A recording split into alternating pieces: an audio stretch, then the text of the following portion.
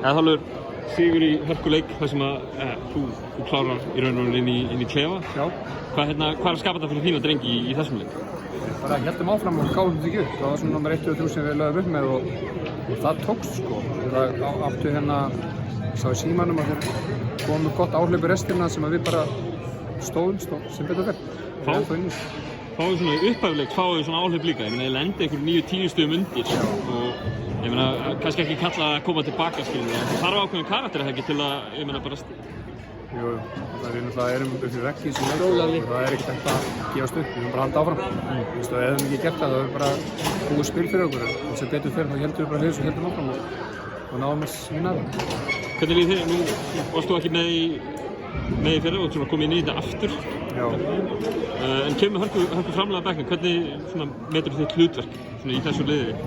Bara koma inn og gera það sem ég kann sko. Kann bara körfubolta og vera að reyna að gera mitt besta og ekki að taka mikið frá hinum, heldur bara svona leyfa leiknum að koma til mín og stundum fær maður opið skot og tekur maður og ef ekki þá er það bara þannig. Hlýtur nú að vera samt svona gaman fyrir það að geta komið með svona rosa framlega að bekknum og intensity og fleira og... Bara skemmtilegasti tími ársins og gaman að geta tekið þátt í þessu. Serían öll unnist á heimavelli, sterkir heimavellir hjá þessum tveimur liðum. Hvað þurfum við að gera til að klára þetta?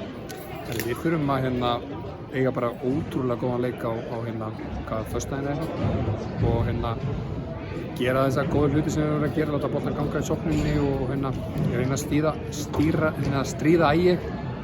Hann er búinn að eiga alveg frábæra seríu og vonandi tekst okkur það að halda aðeins aftur á honum og ekki láta skora 30 okkar.